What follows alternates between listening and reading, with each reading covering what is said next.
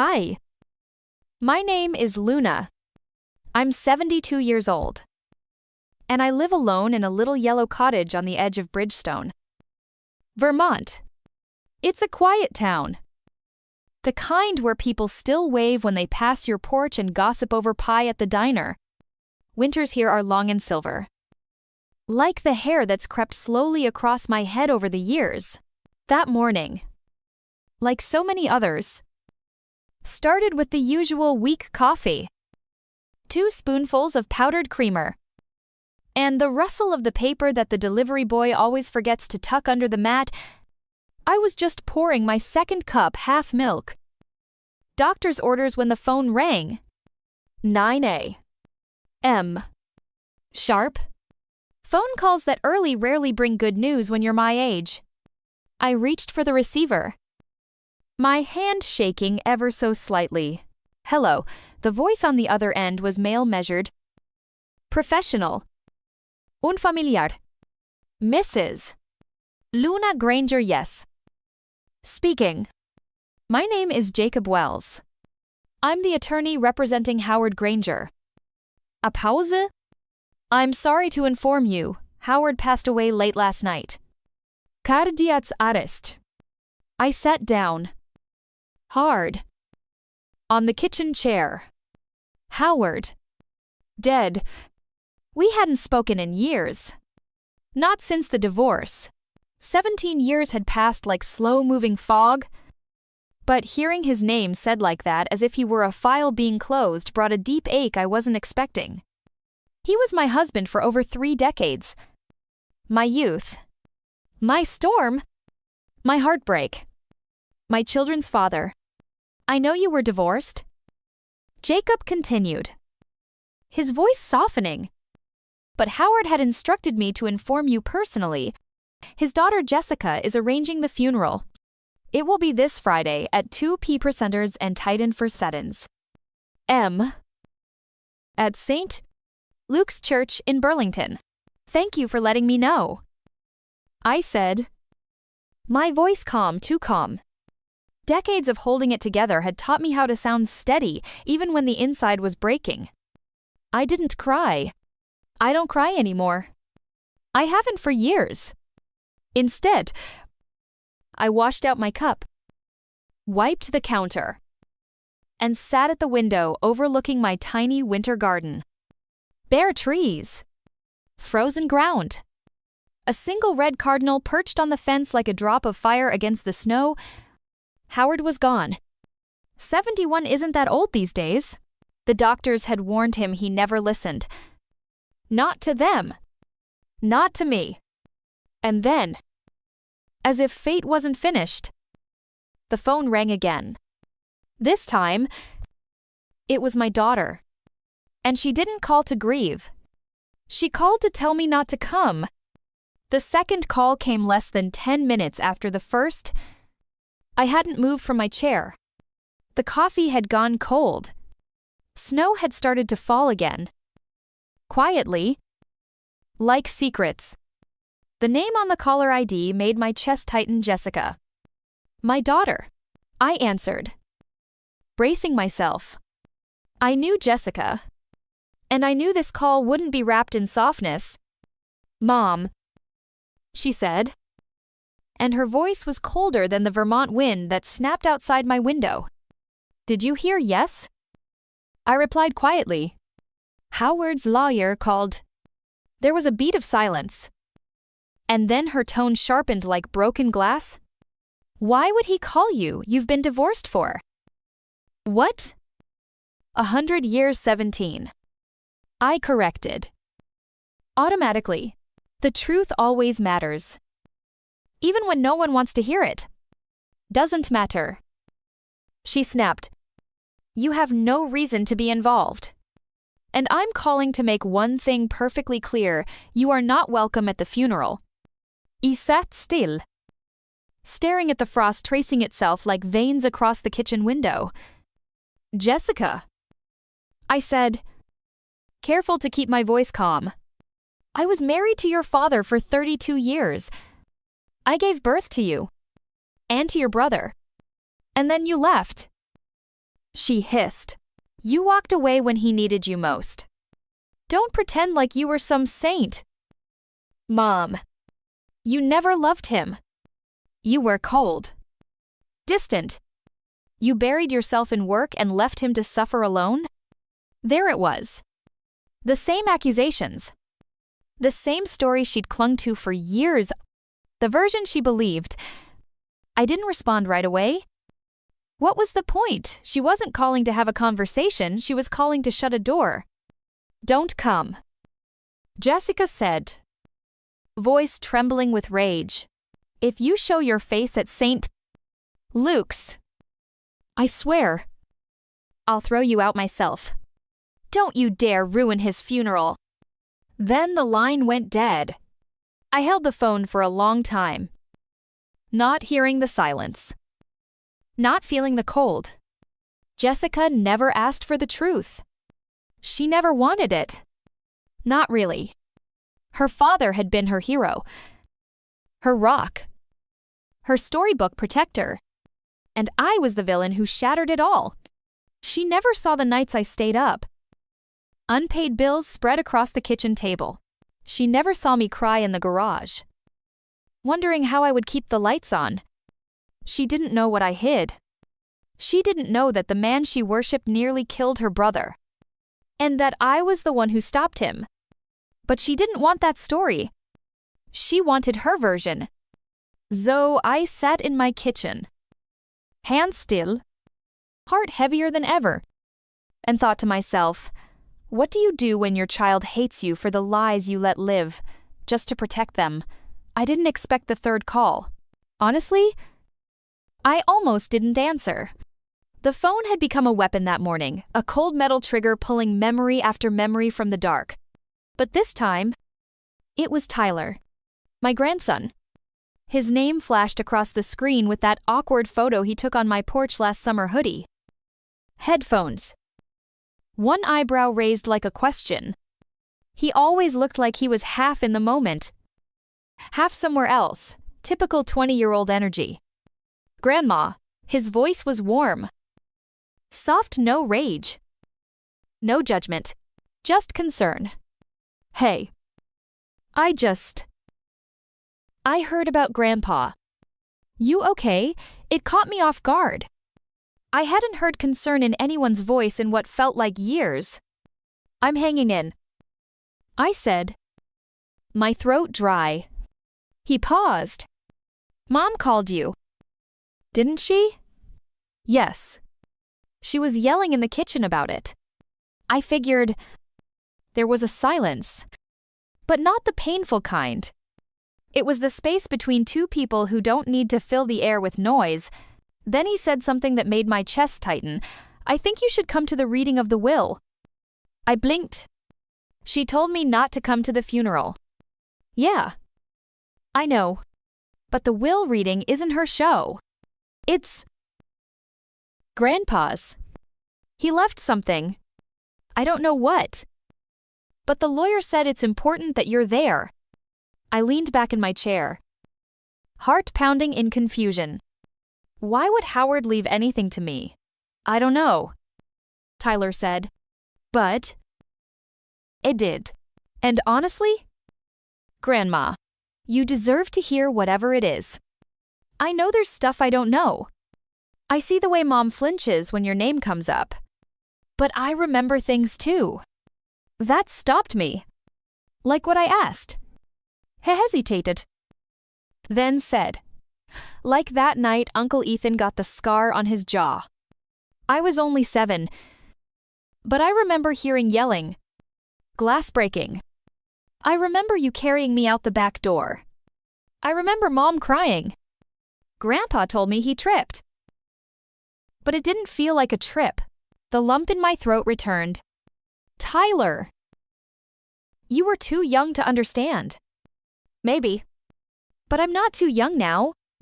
I closed my eyes. It had been so long since anyone, even my own children, had believed that I might have had reasons. That my silence wasn't guilt, but protection. Will you come? Grandma! His voice was hopeful now. I'll drive you. I'll sit next to you. I'll be there. I stared out the window again, watching the snow drift down in soft, steady silence. Yes. I whispered. I'll come. Sometimes. All it takes is one person, one voice to remind you that you're still part of the story. The law office sat on the second floor of a narrow brick building in downtown Burlington, wedged between a bakery that smelled like cinnamon and a bookstore that still used a bell over the door. It was the kind of place time forgot. Tyler walked beside me, one hand in his coat pocket, only the other steady on my elbow like a lifeline. He didn't say much. He didn't need to. Inside, the air was warm and smelled faintly of old paper and wood polish. The receptionist gave me a polite, "If puzzled." I glanced when I said my name, but she said nothing as she led us to the conference room. Jessica was already there. She didn't look up when I entered. She sat stiff in a high-backed leather chair, arms crossed, jaw clenched, eyes trained on a spot in the middle of the oak table as if she could will me out of existence. The lawyer, Mr. Wells, gave a gentle nod. "Thank you all for coming. I know this isn't easy." He began with the usual formalities, names, dates, legal language that danced around grief like it was something to be handled in paragraphs and clauses. Howard's assets were divided up simply. Jessica got the house. Ethan, my estranged son, received the lake property in Maine. There were some stocks, accounts, the usual. And then Mr. Wells looked at me. And finally, Luna Granger. Jessica scoffed quietly, but I didn't flinch. Mr. Wells opened a separate envelope and removed a letter folded carefully. His voice softened. This was written by Mr. Granger 6 months ago. It's addressed to you, Mrs. Granger. He asked that I read it aloud. I froze. I hadn't heard Howard's voice in nearly 2 decades. And now? In this sterile room surrounded by people who either pitied me or hated me, I was about to. Mr. Wells cleared his throat and began. Luna, if you're hearing this, it means I'm gone. I never thought I'd write this. But here it is. I was wrong. My breath caught. I blamed you for everything, for the distance, the silence, for the children pulling away. But the truth is, you carried a weight I never thanked you for. You protected them from parts of me I didn't want to face. And you paid the price for it. Alone. Jessica's expression faltered. Barely perceptible. I hurt you in ways I couldn't admit while alive. I let the story be told one way because it was easier than facing what I did. I'm sorry. This letter is late. But it's true. Tears filled my eyes, blurring the old grain of the table beneath my fingers. Whatever peace is possible. I hope this brings some. I don't deserve your forgiveness, but I offer my apology. Signed, Howard. The room was silent. Even Jessica couldn't speak. But inside me, something cracked. Not pain. Something older. Something like release. I didn't move after the letter ended. I couldn't. The words still hung in the air like soft smoke, curling through years of silence. Jessica sat motionless. Her arms no longer crossed. Her lips parted in a quiet disbelief. She didn't look at me, but she didn't look away either. It was the first time in years I'd seen her face stripped of anger. Tyler glanced between us, as if unsure whether to speak or just hold the space. Mr. Wells quietly folded the letter, slid it back into the envelope, and handed it to me. It trembled in my hands. I didn't cry. Not yet. Not here. But something had shifted. It was like someone had opened a window in a house sealed shut for too long. Jessica stood abruptly. I need air, she muttered, grabbing her purse and stepping out without waiting for anyone to follow. I sat for a moment longer, unsure whether to chase after her or let the silence do its work. Tyler placed a hand on my shoulder. That was heavy, he said softly. I nodded. He never apologized before. Not once. Not for anything. I know, Tyler said. And hearing that, I don't know. Grandma. It felt real. It felt like something broke open. He offered to drive me home. But I shook my head. No. I'll walk a bit. I need to feel the cold. Outside. Snowflakes were still falling in slow spirals. The town was quiet. The kind of quiet that lets you hear your own breath and every memory that wants to walk beside it. I rounded the corner toward the park, Howard's favorite place to sit in autumn. We hadn't spoken since the divorce. No calls. No letters. Just court papers and bitter echoes. And yet, he wrote me this. 17 years too late. But maybe, just maybe, not wasted. I sat on a cold wooden bench near the frozen pond. The letter still in my hand. I read it again. Slower this time. And then I whispered something I hadn't said aloud in decades. I forgive you. Not because he asked, but because I needed to. Forgiveness isn't something you owe to the dead. It's something you give yourself. So the past stops poisoning what little future you have left. I heard footsteps crunch on snow behind me. I turned. Jessica stood there, arms wrapped around herself, eyes red but not crying. I didn't know, she said. Her voice barely more than breath. I didn't either. I replied. And for the first time in 17 years, she sat beside me. Not as a daughter at war with her mother, but as a woman trying to make sense of what her heart had just heard. We sat in silence for a while. Jessica and I, letting the cold settle between us like old memories. The park was nearly empty. Just us. A few squirrels scrambling under bare branches, and the crunch of snow beneath occasional footsteps far off in the distance. Jessica finally broke the silence. Was it true? She asked. Staring at the frozen pond. What he wrote, I turned slightly toward her. Her voice was steady, but I could hear the tremble beneath it, not from the cold, but from the weight of realizing the truth might have been different all along. Yes, I said simply.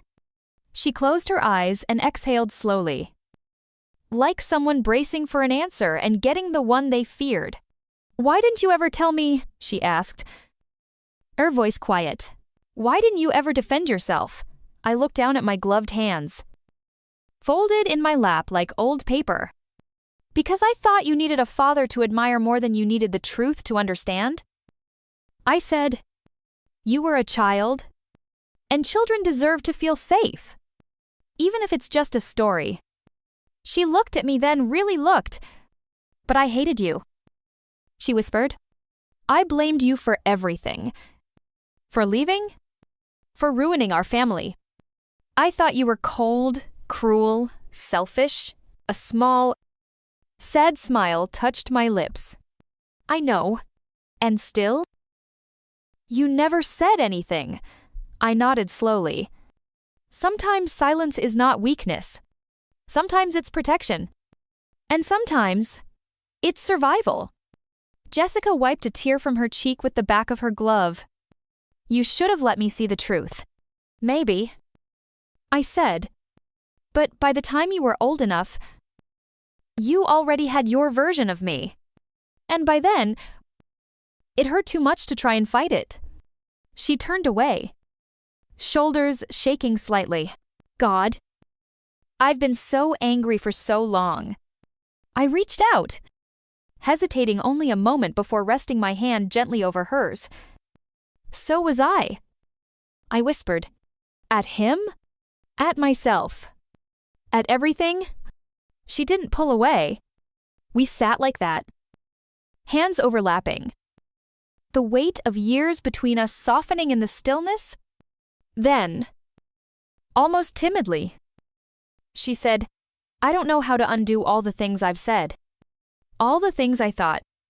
I squeezed her hand. You don't have to undo them.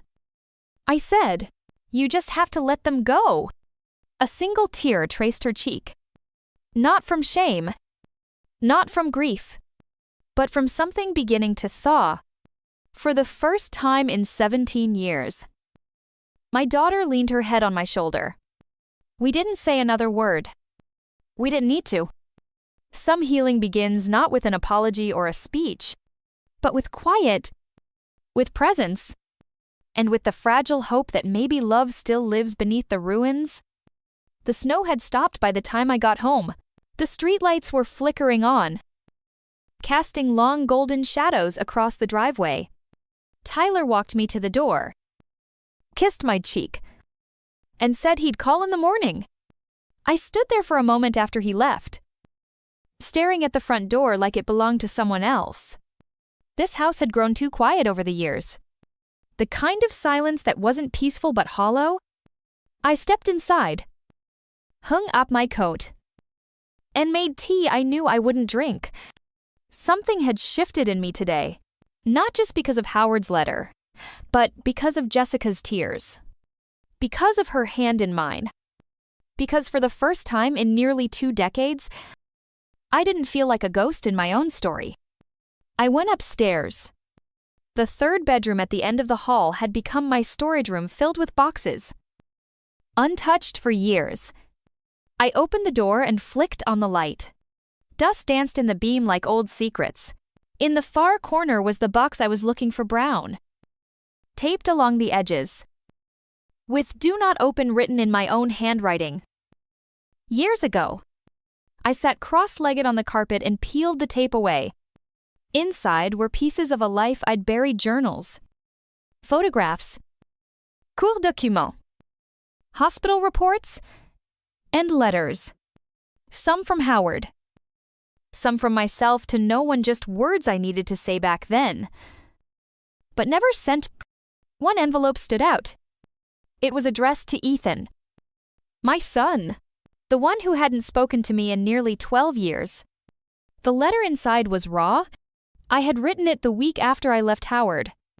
I told him everything, not to blame, not to beg, but because I had hoped he would want the truth. I never mailed it.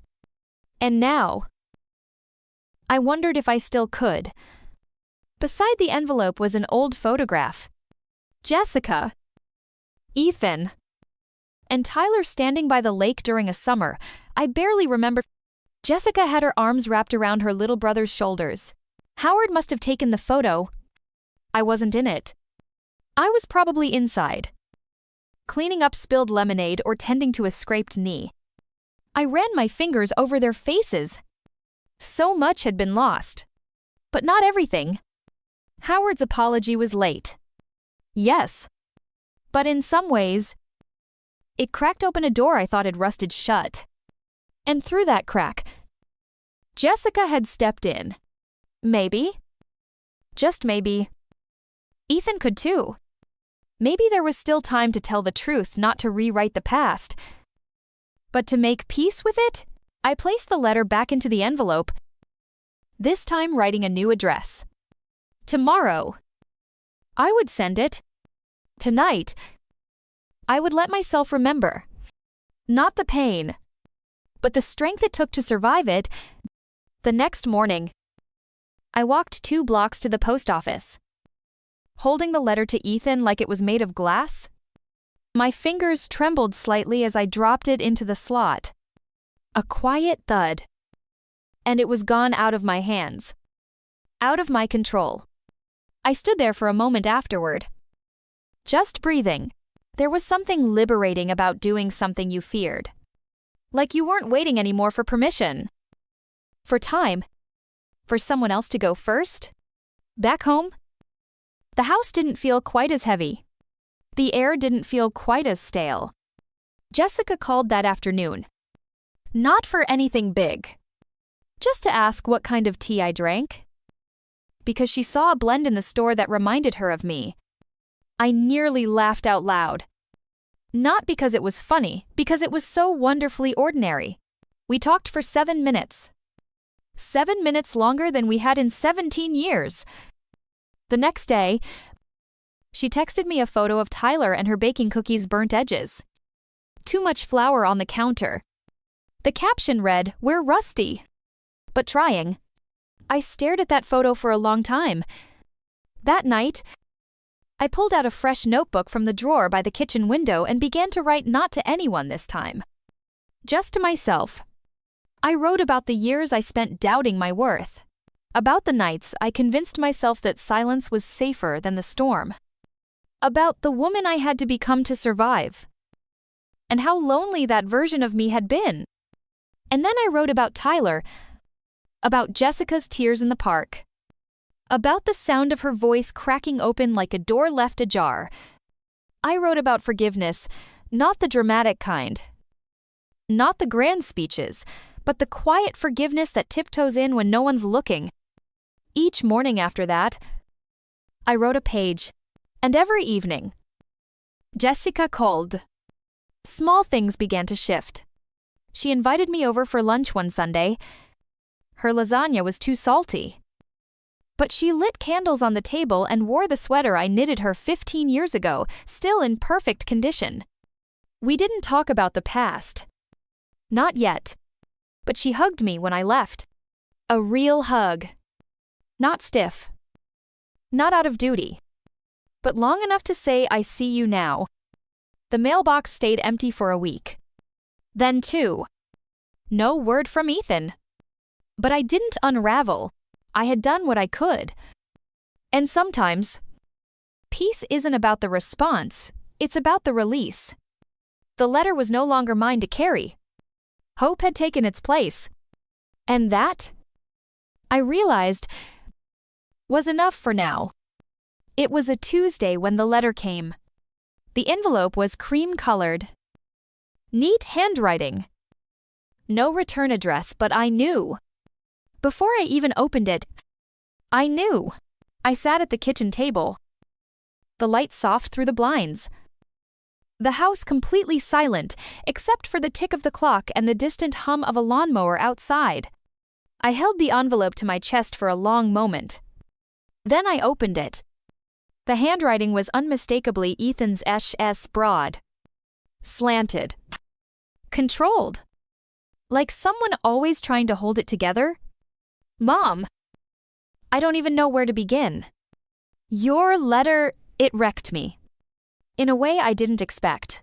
I've been carrying anger for so long, I forgot what it was protecting me from. Maybe pain. Maybe confusion. Maybe both. I thought you abandoned us. That you left without trying. That Dad was the one who stayed and you were the one who gave up. But your words, they didn't make me angry. They made me sad. Sad for what we lost. Sad for the version of you I never got to see. I don't know if I'm ready to forgive. But I'm ready to talk. Maybe that's a start. Ethan. My hands shook. I read it again. And again? The edges of the letter became soft from my grip. Ready to talk. Not ready to forgive, but ready to talk. And suddenly, that was enough to take the breath right out of me. That weekend, Jessica picked me up. We drove north. Through winding roads. Past sleepy towns and stretches of forest. Until we reached Ethan's house near the lake, the same lake from the photo I had found in the old box. I hadn't seen him in 12 years. He opened the door slowly. He looked older than I remembered. Broad-shouldered. A bit of gray at his temples. But it was his eyes that caught me the same green as when he was a boy. Just heavier now. We stood there for a long second. Then he stepped aside. "Come in," he said. Just that? No smile. No hug. But also no wall. Inside, the house smelled like cedar and fresh coffee. A photo of his daughter sat on the shelf, my granddaughter. I had never met her. We sat at the kitchen island. Silence. Thick as syrup. Then he said, "Why now?" I swallowed.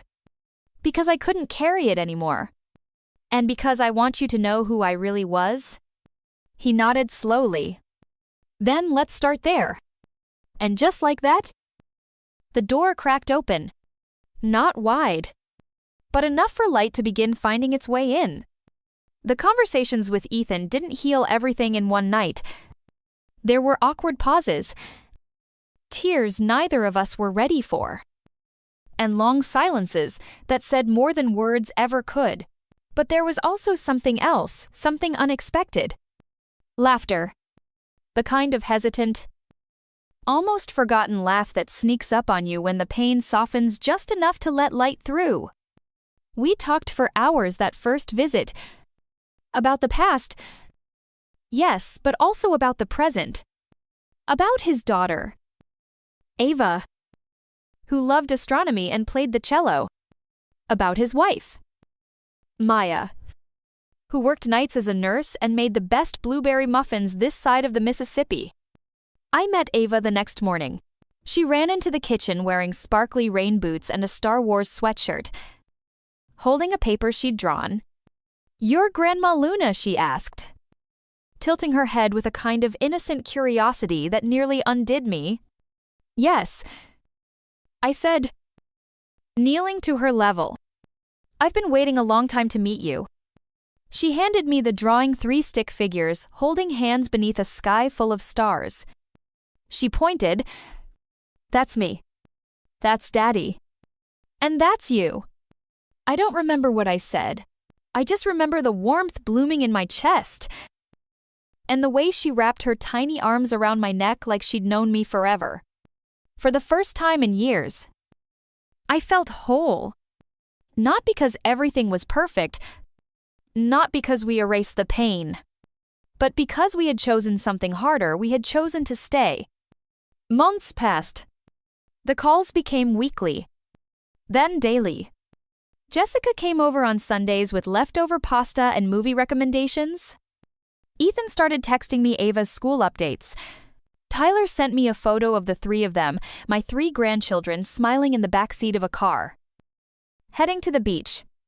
One evening, I stood in my kitchen with a cup of tea, staring at the fridge covered in drawings and Polaroids. My house, once a museum of silence, now pulsed with life. The photo that caught my eye was an old one, me, Howard, and the kids at a 4th of July picnic. I looked so tired. He looked so charming.